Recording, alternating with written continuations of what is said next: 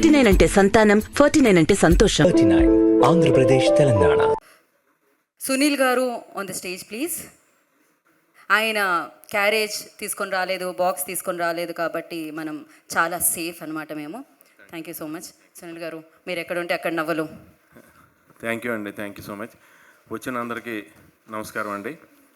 First నేను ఆదిక్ గారికి thanks చెప్పాలి. Adhik sir, thank you so much. ఆయనే నా ఫస్ట్ తమిళ్ ఫిల్మ్ నాకు ఛాన్స్ ఇచ్చింది, మార్క్ యాంటనీలో. మీకు ఆ రోజు ఎక్స్పీరియన్స్ ఒకటి మీతో షేర్ చేసుకుంటానండి. నేను అడిగాను ఆయన్ని, సార్ ఈ క్యారెక్టర్ ఇది విలన్లా అనిపిస్తుంది, నెక్స్ట్ మళ్ళీ పాజిటివ్ అని తెలుస్తుంది, క్లైమాక్స్ దాకా తెలియదు అన్నారు. సార్ ఓకే సార్, నాకు తమిళ్ తెలియదు సార్, నాకు రాదు అంటే మళ్ళీ ఉన్న పేరు పోద్దేమోనండి చేస్తే, నాకు రాదు మీరు అంటే. సార్ నేను తమిళ్లో నేను రేడియో డ్రామా నేను ప్లాన్ చేయట్లేదు సార్ మీ తమిళ్ లాంగ్వేజ్ కోసం. నేను ఫిలిం అంటే విజువల్ మీడియా సార్, యంగ్ ఉండాలి, విలన్ ఉండాలి, ఓల్డ్ గెటప్ వేయాలి, అక్కడ పాజిటివ్ క్యారెక్టర్లా కనిపించాలి, కామెడీ కూడా చెయ్యాలి. సో మీరు సెంటర్ ఏజ్లో ఉన్నారు, అటు ఆ గెటప్ వేసినా ఫ్లాష్ బ్యాక్ సూట్ అవుతారు, ఇటు ఓల్డ్ వేసినా మిమ్మల్ని బిలీవ్ చేస్తున్నారు. సో అదొకటి రీజన్ అండి, మీ ఫేసు మీ టైమింగ్ మీరు కావాలి నాకు అన్నారు. అన్నప్పుడు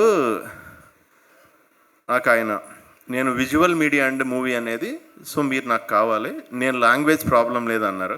ఆయన ఏం చేస్తే నేను అది చేశానండి. 2 సినిమాలు కెనాన్ జెరాక్స్ అని మనం ఒరిజినల్ తీసుకెళ్ళి జెరాక్స్ తీస్తాం కదా, అలా ఒరిజినల్ ఆయనే నా అన్ని క్యారెక్టర్లకి.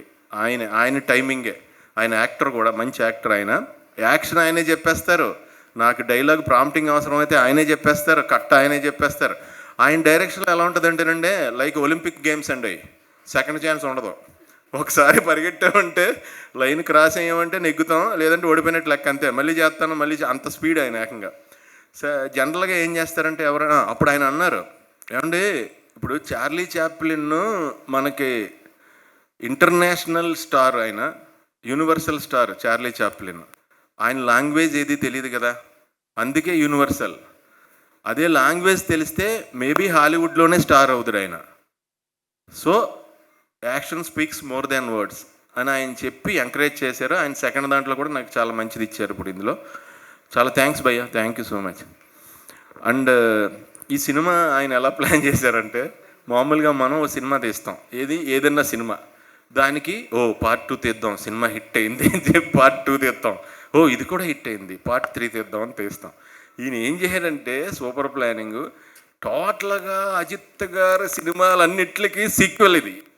అంటే ఒక 10 అనే వైబ్రేషన్ లాగా తీసుకొచ్చి, అందులో మళ్ళీ ఒక మంచి లైను, అంటే సన్ కోసం ఫాదర్ ఇది వదిలేయటం, వైలెన్స్ వదలడం అనే లైను అది పెట్టి, మిగతాది ప్యాకింగ్ అంతా ఏంటంటే, నవేడేస్లో ఇప్పుడు పబ్జీని, ఫార్ట్నైట్ ఈ గేములు ఆడుతున్న పిల్లలు ఉన్నారు కదండి, వాళ్ళ గేములు స్పీడ్కి అలవాటు పడిపోయి, మనం 5 నిమిషాలు ఇలా ఆగి ఇలా కింద చూసి పైకి చూస్తే ఆడు ఎందుకు అంతసేపు చూస్తున్నాడో అనే సెన్స్లోకి వచ్చారు వాళ్ళు.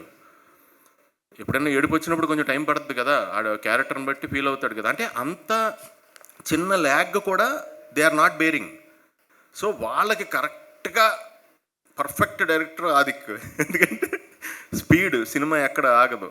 అండ్ ఇందులో కొత్త బ్లెండ్ ఏంటంటే, సాంగ్ పెట్టారు ఫైట్ సీక్వెన్స్లో, అంటే న్యూ బ్లెండ్ అది. ఓ రకంగా ఫైట్ సీక్వెన్స్లో సాంగ్ పెట్టడం అనేది కొత్త థాట్. అది చాలా బాగా అందరూ అక్కడ నేను వేరే సినిమా సెట్కి వెళ్ళినప్పుడు ఇప్పుడు పని చేస్తుంటే అందరూ వచ్చి, సార్ సూపర్ వర్క్ సార్, చాలా బాగుంది సార్, చాలా బాగా చేశారు, ఇక్కడ చాలా బాగుంది సార్ మూవీ అంటే చాలా హ్యాపీ ఫీల్ అయ్యానండి. నేను అప్పుడు చెప్పాను కదండి, మన గుడ్ బ్యాడ్ అగ్లీ షూటింగ్కి వెళ్ళినప్పుడే పుష్ప ఫంక్షన్లో చెప్పాను నేను, పుష్ప 2 అప్పుడు మిడ్ నైట్ మాకు ఎవరో తెలియకపోతే ఒక రెస్టారెంట్ ఓపెన్ చేసి మాకు భోజనం పెట్టారు. వాళ్ళు నన్ను గుర్తుపెట్టారు, వాళ్ళు పాకిస్తాన్ వాళ్ళు అంట.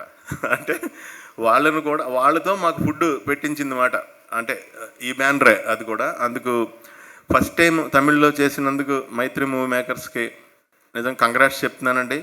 ఇలాగ మీరు ఇంకా చాలా పెద్ద పెద్ద హిట్ సినిమాలు చెయ్యాలి తమిళ్లో, యూనివర్సల్గా అన్ని లాంగ్వేజ్ల్లో మీరు చెయ్యాలి. సో ఇంకా జీవి ప్రకాష్ గారు సినిమాలో, ఒక సినిమాలో నేను యాక్ట్ చేశానండి, ఒక క్యారెక్టర్ యాక్ట్ చేశాను, చాలా మంచి ఫిలిం అది, మంచి క్యారెక్టర్ నాది కూడా. అప్పుడే ఆయనతో పరిచయం ఏర్పడింది. ఆయన క్లీన్ సోల్ అండి, ప్యూర్ హార్ట్, క్లీన్ సోల్. అందుకే ఆయన స్మైల్ కూడా ఎప్పుడు క్లీన్గా ఉంటుంది. ఆయన అంత పెద్ద పెద్ద సినిమాలు చేసినా ఏం చేసినా ఆయనతో వెళ్ళి నేను ఇంటరాక్ట్ అయినప్పుడు మాట్లాడినప్పుడు ఆయన చాలా సింపుల్గా రండి సార్ అని నాకు కోఆపరేట్ చేసే సీన్స్లో కూడా నా డైలాగ్స్ నాకు తమిళ్ అంత రాదు కదండి, నాకు సపోర్ట్ తీసుకుంటున్నప్పుడు ఎవరన్నా అడిగి మీనింగ్ అది ఇది అడుగుతున్నప్పుడు ఆయన కూడా చాలా బాగా నాకు అంటే ఎంకరేజ్ చేశారు నన్ను. Thank you brother, thank you so much, all the best. And నాకు అజిత్ గారు ట్రావెల్ ఈ సినిమాలోది చెప్పాలి మీకు, ఎందుకంటే నేను అంత సింపుల్సిటీ ఉన్న మనిషిని కోర్ ఎనర్జీ అంటే లోపల మనకు ప్రాణం ఉంది కదండి, అది ఒప్పుకోదు, పట్టుదల అంటాం కదా దాన్ని, అది హయ్యెస్ట్ గ్రేడ్లో ఉన్న మనిషిని చూసినట్టు ఫీల్ అయ్యానండి అజిత్ గారిని చూడగానే. ఆయన మీరు పొద్దున్నే 4 గంటలకి రన్నింగ్కి వెళ్తారంట కదండి చెప్పారు, మీరు రేపు వెళ్తున్నారా అని అడిగారు. సార్ వెళ్తున్నాను సార్ అన్న. నేను కూడా రావచ్చా అండి అన్నారు. సార్ అదేంటి సార్, తెలియదండి 4 గంటలు కదా ఎవరికి ఏం తెలియదు, నేను వస్తాను. సరే అని కేబీఆర్ దగ్గర నేను వెయిట్ చేశాను. ఆయన పక్కన డ్రైవర్ కూర్చున్నాడు, ఆయనే కార్ డ్రైవ్ చేసుకొచ్చేసారు, ఇంకెవరు లేరు వెనకాల, ఇంకెవరో ఏమీ సెక్యూరిటీ ఏమీ లేదు, ఒక్క ఆయన వచ్చేసారు అంతే. వచ్చేసారు, వెళ్దామండి అన్నారు. మేము 6 కిలోమీటర్స్ అంటే కాంబినేషన్ వాక్ కంచేపు జాగింగ్ కంచేపు అప్ వస్తే కొంచెం రన్నింగ్ చేసి అలా చేసాం.